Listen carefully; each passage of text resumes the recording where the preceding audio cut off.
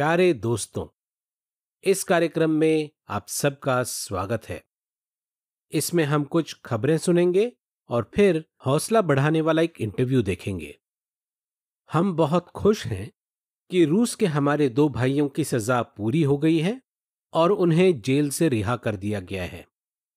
19 जुलाई 2023 को 69 साल के हमारे भाई यूरे सेविलिया को जेल से रिहा कर दिया गया। उन्होंने करीब 4.5 साल कैद में बिताए। जेल के बाहर कई सारे भाई बहनों ने उनका स्वागत किया। हम उनके और उनके परिवार के लिए बहुत खुश हैं। और 26 जुलाई 2023 को भाई सर्गेई क्लीमोव को जेल से 5 साल के बाद रिहा किया गया। उनका स्वागत करने के लिए भी उनका परिवार और दोस्त आए थे। हम उनके लिए बहुत खुश हैं। प्रकाशित वाक्य 2:10 में यीशु ने कहा था कि शैतान तुम में से कुछ लोगों को कैद में डलवाता रहेगा। और यीशु ने यह भी कहा था, उनसे मत डर। जुलाई 2019 के प्रहरी दुर्ग में लिखा था, जब दुश्मन हमारे काम पर रोक लगाते हैं तो वे चाहते हैं कि हम डर कर यहोवा की सेवा करना छोड़ दें। इसके अलावा शायद वे हमारे बारे में झूठी अफवाहें फैलाएं, हमारे घरों की तलाशी लेने के लिए अधिकारियों को भेजें, हमें अदालतों में ले जाएं, यहां तक कि कुछ भाई बहनों को जेल में डलवा दें। उन्हें लगता है कि हम अपने भाई बहनों को जेल में देखकर डर जाएंगे, लेकिन डरने के बजाय हम उन भाइयों की मिसाल से कुछ सीख सकते हैं। जैसे रूस के वो दो भाई जो सब कुछ सहकर भी यहोवा के वफादार बने रहे। सच में यीशु ने बिल्कुल सही कहा था, हमें डरने की कोई जरूरत नहीं। पूरी दुनिया में हमारे भाई बहन सब्र रखना मत छोड़िए अधिवेशन का मजा ले रहे हैं। हमारे छोटे बच्चों के लिए शायद ये पहला अधिवेशन रहेगा जो उन्हें याद रहेगा। आइए कुछ बच्चों से सुनते हैं।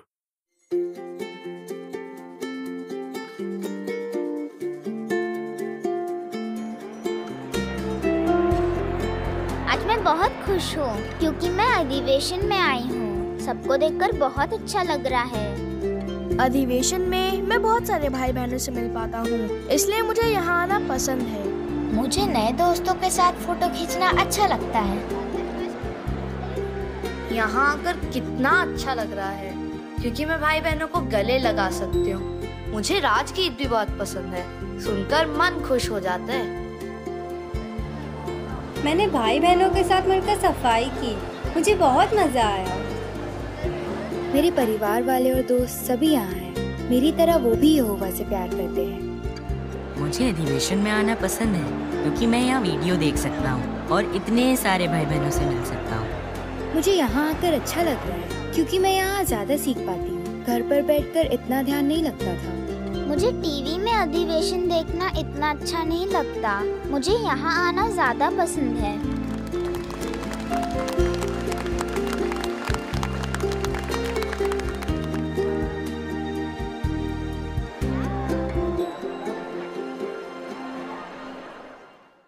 कितनी प्यारी बातें कही इन बच्चों ने। हमें आप माता पिताओं पर भी बहुत गर्व है। आप माता पिता अपने बच्चों को अधिवेशन ले जाने के लिए जो मेहनत करते हैं, उससे हमें यूसुफ और मरियम की याद आती है। हर साल वो यीशु और अपने दूसरे बच्चों को त्योहार मनाने के लिए यरूशलेम ले जाया करते थे। इससे बच्चों को बहुत फायदा हुआ।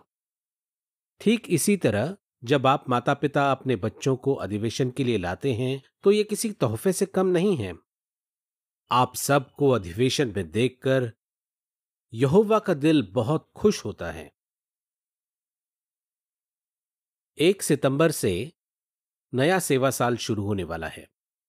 इसी महीने दुनिया भर में एक अभियान भी चलाया जाएगा। इसमें 2020 की प्रहरी दुर्ग का अंक 2 पेश किया जाएगा, जिसका विषय है परमेश्वर का राज क्या है। जो प्रचारक सहयोगी पायनियर सेवा करना चाहते हैं वे या तो 15 या 30 घंटों वाली पायनियर सेवा कर सकते हैं।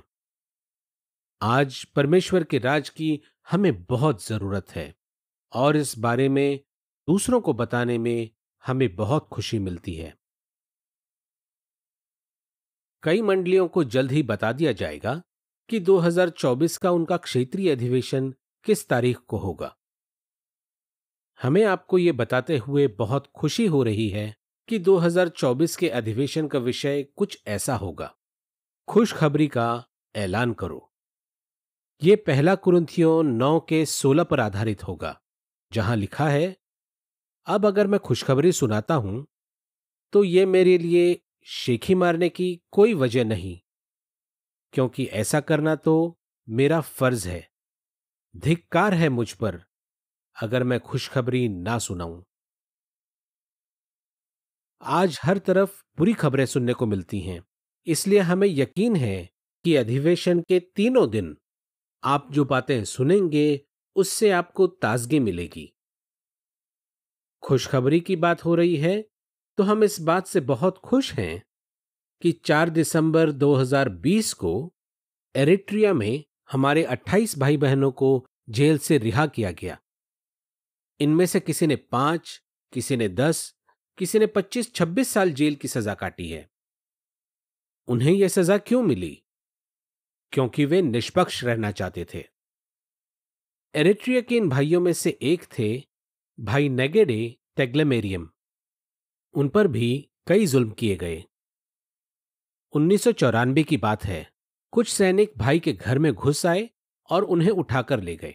उस वक्त भाई सिर्फ 21 साल के ही थे। उन्होंने 2 जेलों में कुल मिलाकर 26 साल बिताए। इस दौरान उनके साथ भाई पौलुस यासू और भाई इसाक मोगस भी थे। 2020 में जब इन भाइयों को रिहा किया गया, तब भाई इसाक ने बपतिस्मा लिया और आज भी ये तीनों भाई वफादारी से यहोवा की सेवा कर रहे हैं। अब आइए भाई नेगेडे का इंटरव्यू सुनते हैं और देखते हैं कि किस बात ने उन्हें वफादार रहने में मदद की। 17 सितंबर 1994 की बात है। रात के करीब 1 बजे थे। 3 सैनिक हमारा गेट खटखटाने लगे। उन्होंने मुझे कुछ बोलने नहीं दिया, कपड़े भी बदलने नहीं दिए। मेरी माँ ने मुझसे कहा, हिम्मत रखो, यहोवा तुम्हारे साथ है। जब तक तुम यहोवा के वफादार रहोगे तब तक वो तुम्हारी हिफाजत करेगा। जब वो मुझे ले जा रहे थे, मेरी माँ इन शब्दों को बार बार दोहरा रही थी। सावा में मिलिट्री ट्रेनिंग कैंप है। ये बहुत बड़ा है। वहीं एक छोटे से इलाके में जेल है। ये जगह तो जेल कहलाने के भी लायक नहीं है। ये इतनी खराब जगह है। वहाँ इंसानों के साथ जानवरों से भी बुरा सलूक किया जाता है। वहाँ के कमरे पतले टीन के बने होते थे। दिन के वक्त वो बहुत गर्म हो जाते थे। वहाँ तो हवा भी नहीं आती थी। सोने के लिए बिस्तर भी नहीं होता था। हम जमीन पर ही सोते थे। सरकार हमें बहुत कम खाना देती थी। कभी ब्रेड तो कभी सूखी दाल तो कभी सूप। जेल के गार्ड बहुत क्रूर थे। वो हमें रस्सी से बांधकर मारते पीटते थे और हम लोगों से जबरदस्ती काम करवाते थे। वो इसीलिए इतना काम करवाते थे ताकि हम हार मान जाएं और समझौता कर लें। इन 23 सालों में मुझे सबसे ज्यादा मुश्किल ये लगा कि जब हमें टॉयलेट जाना होता था तो हमें सबसे पहले इजाजत मांगनी होती थी। हम अपनी मर्जी से नहीं जा सकते थे। और जब हम खुले में टॉयलेट कर रहे होते थे तो एक गार्ड की नज़र हमेशा हम पर होती थी। वहाँ कोई बाथरूम नहीं था।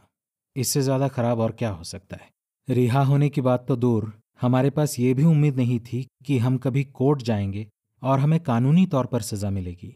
वो लोग तो बस इस इंतज़ार में थे कि या तो हम पागल हो जाएं या बीमार होकर मर जाएं। जिस दिन मुझे गिरफ्तार किया गया, उस दिन का जो रोज़ाना वचन था, उससे मुझे धीरज रखने में मदद मिली।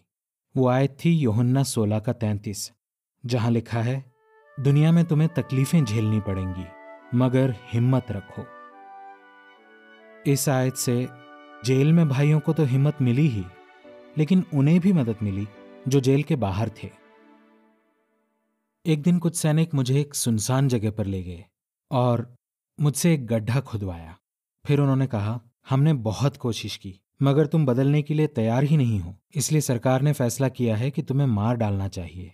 इसलिए अब तुम्हारे पास 2 रास्ते हैं, ये वर्दी पहनो और हमारे साथ हो जाओ, या अगर तुम कहते रहोगे कि मैं परमेश्वर के राज का हूं या स्वर्ग के राज का, तो हम तुम्हें इस गड्ढे में डाल देंगे। उन्होंने मुझे गड्ढे में डाल दिया। वो गड्ढा इतना गहरा था कि सिर्फ मेरी गर्दन बाहर थी। दिन का वक्त था और तपती धूप थी। धूप की वजह से रेत भी बहुत गर्म हो गई थी। मैं पसीने से पूरी तरह भीग गया और धीरे धीरे बेहोश होने लगा। दूर से एक मिलिट्री की गाड़ी जा रही थी। उन्होंने देखा कि कोई जमीन में गड़ा हुआ है, सिर्फ उसकी गर्दन बाहर दिख रही है। वो लोग मिलिट्री कैंप से नहीं थे, बस वहां से गुजर रहे थे। उसमें मिलिट्री का एक बहुत बड़ा अफसर भी था। न तो मैं उसे जानता था न वो मुझे, लेकिन उसने आदमियों से पूछा, ये सब क्या हो रहा है? तुम एक इंसान के साथ ऐसा कैसे कर सकते हो? इस आदमी को जिंदा गाड़ने का ऑर्डर किसने दिया? मैंने और दूसरे भाइयों ने एक बात सीखी। जब किसी को जेल में डाला जाता है तो उसे लग सकता है कि वो अकेला है, लेकिन वो जब तक यहोवा का वफादार रहेगा, यहोवा उसकी हिफाजत करता रहेगा। मैंने रोमियो अध्याय 8 के 35 से 39 में लिखी बात को सच होते देखा है। कोई भी चीज हमें यहोवा के प्यार से अलग नहीं कर सकती। सच में यहोवा ने हमारी बहुत मदद की।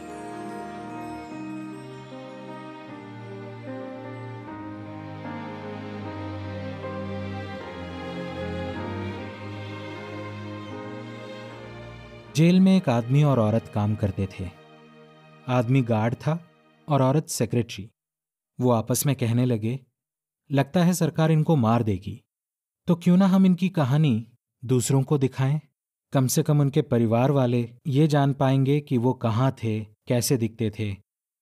इसलिए उन्होंने हमारी एक तस्वीर ली ताकि हमारे परिवार को और दुनिया को दिखा सकें। अगर आप तस्वीर में देखें तो पौलुस के हाथ पर मिट्टी लगी हुई है। उस वक्त हम बाहर कड़ी मेहनत कर रहे थे, पत्थर और दूसरी चीजें हटा रहे थे। हम नहीं चाहते थे कि हमारे परिवार वाले और माता पिता हमारी ऐसी तस्वीर देखें जिसमें हम उदास और दुखी हैं, बल्कि हम चाहते थे कि वो हमें खुश देखें, क्योंकि हम मसीह के लिए सताए जा रहे थे। इसलिए हम तस्वीर के लिए मुस्कुराए। इन पूरे सालों के दौरान प्रार्थना ने हमारी बहुत बहुत मदद की, खासकर शुरू के सालों में, क्योंकि तब हमारे पास ना तो बाइबल थी ना ही दूसरे प्रकाशन। हम सिर्फ एक ही चीज कर सकते थे, वो थी प्रार्थना। मुझे याद है कि शुरू में मैं यहोवा से कहता था कि मुझे जल्दी यहां से रिहा कर दे, लेकिन जैसे जैसे साल गुजरे मैंने अपनी प्रार्थना बदल दी। मैं कहने लगा, यहोवा धीरज रखने में मेरी मदद कर ताकि मैं इन मुश्किलों का सामना कर सकूं।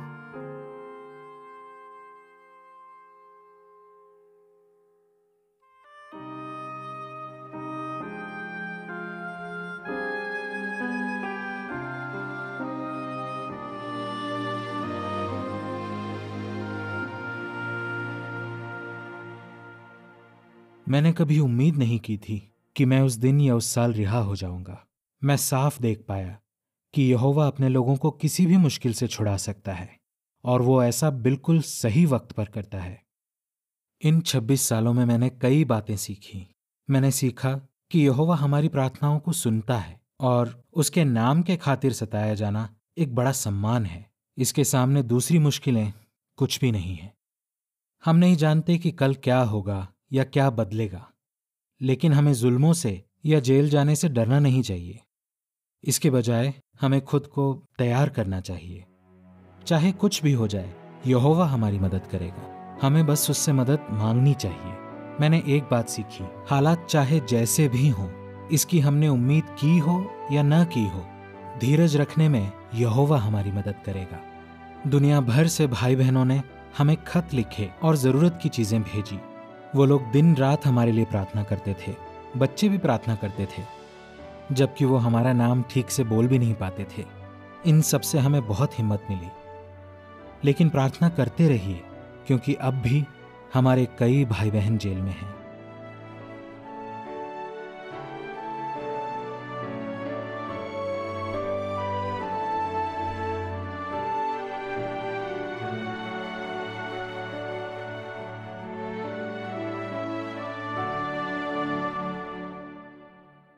अपना अनुभव बताने के लिए भाई नेगेडे आपका शुक्रिया। आप पर इतने जुल्म किए गए, लेकिन यहोवा ने आपको संभाले रखा। ये बात जानकर हमें बहुत हौसला मिला। आप यहोवा के एक वफादार सेवक हैं और हम आपसे बहुत प्यार करते हैं। इन 26 सालों के दौरान मैंने आपके लिए कई बार प्रार्थना की है और मुझे यकीन है कि पूरी दुनिया में भाई बहनों ने आपके लिए और आपके साथ जो 2 भाई कैद में थे उनके लिए कई बार मिन्नतें की होंगी। और फिलहाल एरिट्रिया में जो 32 भाई बहन अभी भी कैद में हैं, हम उनके लिए भी लगातार प्रार्थना कर रहे हैं। भाई नेगेडे के इंटरव्यू से हम क्या सीख सकते हैं? चंद शब्दों में कहें तो हम 3 बातें सीख सकते हैं। पहली, हर दिन रोजाना वचन पढ़िए। दूसरी, प्रार्थना कीजिए और यहोवा पर भरोसा रखिए। और तीसरी, जुल्म होने पर अपनी खुशी बनाए रखिए। हमें आपको ये बताने में भी बहुत खुशी हो रही है कि भाई नेगेडे का पूरा इंटरव्यू जल्द ही jw.org पर उपलब्ध कराया जाएगा। भाई नेगेडे ने जिस तरह धीरज धरा, उससे हमें उन सब भाई बहनों की याद आती है जो आज अपने विश्वास की वजह से जुल्म सह रहे हैं या जेलों में कैद हैं। हम एरिट्रिया, रूस और ऐसी ही दूसरी जगह के उन सभी भाई बहनों को अपनी प्रार्थना में याद करते हैं और हम आपको बताना चाहते हैं कि हम आपसे बहुत प्यार करते हैं। यहोवा के साक्षियों के विश्व मुख्यालय से ये है JW ब्रॉडकास्टिंग।